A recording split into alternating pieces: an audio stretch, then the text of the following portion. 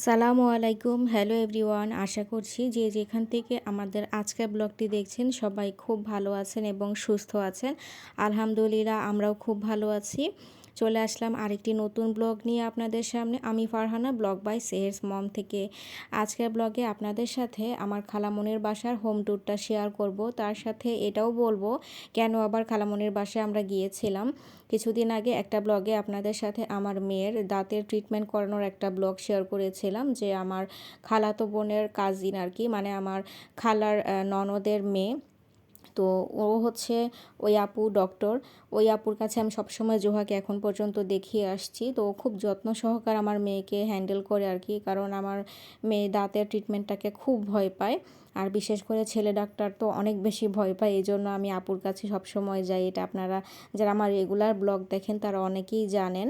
তো আমরা যখন বিকালবেলা পৌঁছালাম তখন সেখানে দেখলাম যে একটা কিছুর সেট আপ চলছে। তো কী সেট আপ চলছে সেটা দেখার জন্য আমি একটু ঘুরে দেখছিলাম। তো দেখলাম যে এখানে অপ্পো মোবাইলের একটা স্পন্সর প্রোগ্রামের মতো হচ্ছিল। তারা এখানে সেট আপ করছিল একটা এক্সিবিশনের মতো। আর ওখানে গিয়ে আমাদের নিচে বসে থাকার আরও একটা কারণ হচ্ছে, গিয়ে একটা মহাবিপদে পড়েছি। কারেন্ট চলে গিয়েছিল, তখন লিফট বন্ধ ছিল। তো এই কারণে আর কি আমরা উপরে উঠতে পারছি না। উপরে উঠতে পারতাম না তা না, হেঁটে উঠতে পারতাম, সাথে ব্যাগ ছিল। তো চিন্তা করলাম এত ভারী ব্যাগ টেনে উপরে উঠবো, তার থেকে কিছুক্ষণ ওয়েট করি। 5টার পরে আবার মানে একটা লিমিটেড সময় আছে, যেই সময়টা তারা কারেন্টের জন্য না, ওইটা একটা সময় তাদের ওইখানে লিফট বন্ধ থাকে। তো খালামণি বললো যে আর কিছুক্ষণ পরে লিফট হচ্ছে খুলে যাবে, তুমি ব্যাগ নিচে রেখে আসো, আমি পরে আনবো। তো আমি বললাম যে থাক, যেহেতু নিচে ওরা ওখানে একটু ঘুরে বেড়াক আর কি। জোহাকে নিয়ে কিছুক্ষণ ছিলাম, তারপর উপরে গিয়েছি, আর হালকা পাতলা একটু নাস্তা করেছি। তারপর চলে গিয়েছিলাম আপুর চেম্বারে। একটু আগে থেকেই সময় নিয়ে গিয়েছি যাতে জোহা একটু ঘোরাফেরা করে ওখানে ফ্রি হয়। তো ওখানে গিয়ে দেখলাম আপুর পেশেন্ট ছিল, আমরা বাইরে বসে অপেক্ষা করছিলাম। চেম্বারের ঠিক পাশেই হচ্ছে ওখানে ওয়েটিং রুম আছে। তো কিছুক্ষণ বসে থাকার পরেই জোহা আস্তে আস্তে বিগড়াতে শুরু করে, কারণ ও বুঝে গেছে ওকে এখন কি করা হবে। তো আর কি আমি কোলে নিয়ে ওকে বসলাম। ওকে খুব মানে সফটলি হ্যান্ডেল করার চেষ্টা করছে আপু বিভিন্ন জিনিস দেখিয়ে, কিন্তু সে আসলে এই দাঁতে যে পুটিংটা দেওয়া হয় এটা নাকি একটু ঝাঁঝালো আমার মেয়ের কাছে লাগে, যদিও এটা আসলে কিছুই না। কিন্তু আমার মেয়ে যেহেতু ঝাল জাতীয় খাবার খেতে পারে না, তাই ওর জন্য যদি হালকা একটু ঝাঁঝালো কিছু হয় সেটা ওর খুব বিরক্ত লাগে।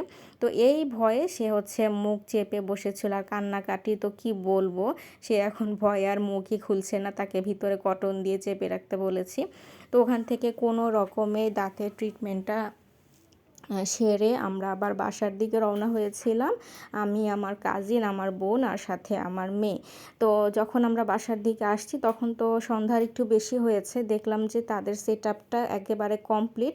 পরের দিন তাদের এখানে একটা এক্সিবিশনের মতো ছিল, যেখানে তারা তাদের বিভিন্ন নতুন এবং পুরাতন যে মডেলগুলো সেগুলো তারা এখানে শো করবে, এবং এখানে সিমেরও কিছু অফার ছিল। তো শুধুমাত্র এই কলোনির জন্যই যে তা নয়, এখানে কিন্তু বাইরের যারা ছিল তারাও এখানে প্রবেশ করতে পারবে। গেটের বাইরে বড় করে তারা একদম গেটের বাইরে হচ্ছে ডেকোরেশন করেছিল, যেটা দেখে বাইরের মানুষও এখানে আসতে পারবে। যেহেতু কলোনির ভিতর অনেক বড় একটা স্পেস আছে, মানে পার্কের মাঝখানে, এজন্য এখানে করা হয়েছিল। আর একটা স্পন্সরশিপে ছিল আর কি। তো ওখানে আমরা কিছুক্ষণ ঘোরাঘুরি করে বাসায় চলে আসছিলাম। রাতের বেলা তো আর কোনো ভিডিও করা হয়নি। পরের দিন সকালবেলা ঘুম থেকে উঠে আমি একটু ঘরটা আপনাদের ঘুরে দেখানোর জন্য চেষ্টা করছি। আমার খালামণির বাসা কিন্তু খুব সুন্দর গোছানো। এটা হচ্ছে আমার কাজিনের রুম। তো এই রুমটাতেই গেলে আমরা থাকি। বেডটা একটা সাইডে রাখা, তার সাথে এখানে খুব সুন্দর কিছু দেখতে পাচ্ছেন হাতের কাজের ওয়াল হ্যাঙ্গিং আছে, ওর নিজেরও কিছু করা জিনিস আছে।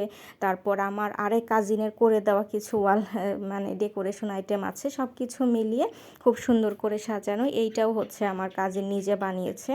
আর এখানে যে হ্যাপি বার্থডে লেখা যে পোস্টারটা দেখতে পাচ্ছেন, এটা আমার বোনের অনেক ছোটোবেলায় তার কাজিনরা তাকে করে দিয়েছিল, সেটাও লেমিনেটিং করে খালামণি রেখে দিয়েছে। আর এই যে জানালা থেকে বাইরে তাকালে কিন্তু খালামণিদের বাইরের এই বারান্দার অংশটা প্লাস সামনের পরিবেশটা দেখা যায়। আর এটা হচ্ছে ঢাকা চিড়িয়াখানার একেবারে কাছে। চিড়িয়াখানার পেছনে যে লেকটা, ঠিক তার পেছন সাইডটাতে, এই কারণেই এত সুন্দর খোলামেলা এবং গাছগুলো দূর থেকে দেখতেও খুব ভালো লাগে। তো এই রুমটাতে খুব সিম্পলভাবে একটা খাট, একটা আলমারি, একটা রিডিং টেবিল রাখা আছে। খুব বেশি গ্যাদারিং কোনো ফার্নিচার কিছুই নেই, জাস্ট আমার বোনের যা প্রয়োজন। আর এই রুমটা হচ্ছে আমার খালামণির। এখানে একটা 3 পার্টের আলমিরা আছে, একটা ড্রেসিং টেবিল, সাথে হচ্ছে একটা বেড রাখা আছে। তো আর কি খালামণির বাসার ম্যাক্সিমাম যে ফার্নিচারগুলো সব কিছুই হচ্ছে চকলেট কালারের বা কালো কালারের ফার্নিচার। তো পুরো ফার্নিচারগুলোকে তারা একটা কালার বেসে রাখার চেষ্টা করেছে। আর এটা হচ্ছে ছোট্ট একটা ডাইনিং এরিয়া। এখানে একটা ডাইনিং টেবিল আছে, আর তার সাথে এই সাইডটাতে হচ্ছে রান্নাঘর। আর রান্নাঘরের সাথে এই কলোনির সব থেকে যে জিনিসটা আমার ভালো লাগে তা হচ্ছে এখানে একটা স্টোর রুম দেওয়া থাকে, এবং স্টোর রুমে ছোট ছোট করে তাক করা থাকে। এতে করে আপনাদের প্রয়োজনীয় সব কিছু এখানে মানে খালামণি খুব সুন্দর করে সাজিয়ে রাখতে পারে। এখানে লাইটও সিস্টেম করা আছে, তো আমি একটু লাইট জ্বেলে আপনাদেরকে দেখালাম। এ কারণে রান্নাঘরটা একেবারেই গ্যাদারিং হয় না, এবং খালামণি কাটাকাটিও এখানে বসে বসেই করে। রান্নাঘরটা বেশ বড়, একটা সাইডে চুলার কর্নার দেওয়া, আরেক সাইডে আবার সিঙ্ক এরিয়া দেওয়া।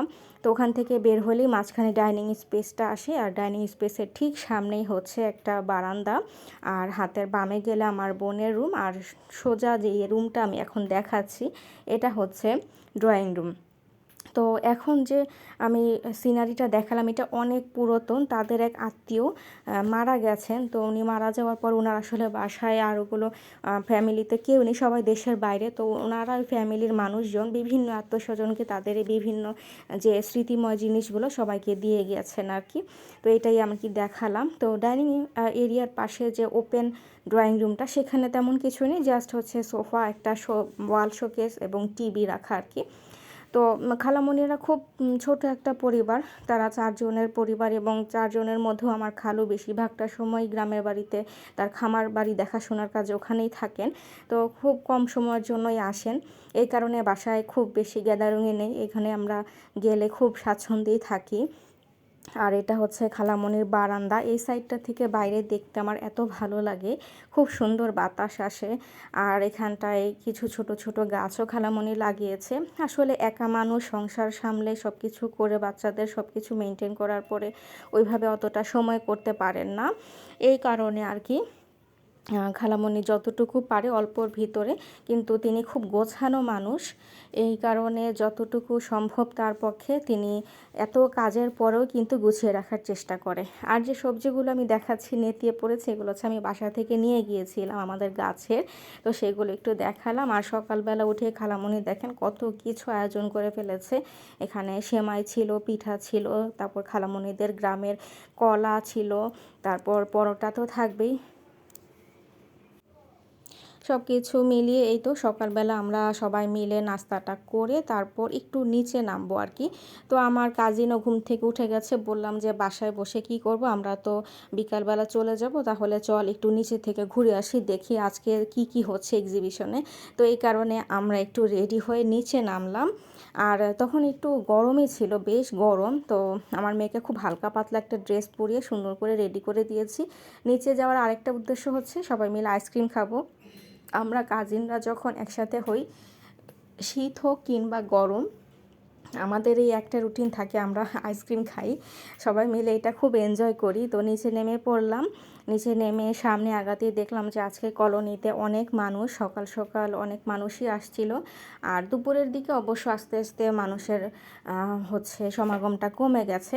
আর এই অফার যেহেতু দেওয়া ছিল, তাই এখানে বিভিন্ন মোবাইলের উপরে ডিসকাউন্ট ছিল, বিভিন্ন সিমের অফার ছিল। তো এই জন্য অনেকেই না কিনলেও এমনিতে দেখতেও এসেছিল। খালামণির কলোনিটা আমার কিন্তু খুব ভালো লাগে। বিভিন্ন রকমের গাছপালা, আমি ঘুরে ঘুরে কিছু গাছপালার ভিডিও আপনাদেরকে দেখানোর জন্য করে রেখেছিলাম। এখানে রঙ্গন গাছ ছিল, তারপর এখানে কাঠ গোলাপ, যেটা আমরা বলি কাঠ গোলাপ গাছ আছে, অনেক সুন্দর সুন্দর কিছু কমন ফুলও আছে, আবার এমন কিছু জিনিস আছে যেগুলো সচরাচর দেখা যায় না। সব মিলিয়ে নিরিবিলি পরিবেশ হওয়ার কারণে এই জায়গাটা আমার সব থেকে বেশি ভালো লাগে। আর ভিতরের এইখানে তো কলোনির গাড়ি ছাড়া বাইরের কোনো গাড়ি সেরকমভাবে ঢোকে না বললে বললেই চলে। তাই রাস্তাটাও বেশ ফ্রি থাকে, বাচ্চারা ইজিলি এখানে সাইকেল চালাতে পারে, দৌড়াদৌড়ি করতে পারে। যাদের ডায়াবেটিক আছে তারা এখানে সন্ধ্যার পরে বা ভোরে যখন খুশি তখন এখানে ভিতরে রাউন্ড নিতে পারে। তো এই কারণে বাইরে আর যাওয়ার প্রয়োজন পড়ে না। আর এই যে গাছপালাগুলো দেখতে পাচ্ছেন এবং চারিদিকে এখানে যে একটা পার্ক, এত এত মানুষ এখানে সকাল বিকাল বসে, কিন্তু কোথাও আপনি একটা চিপসের প্যাকেটও খুঁজে পাবেন না।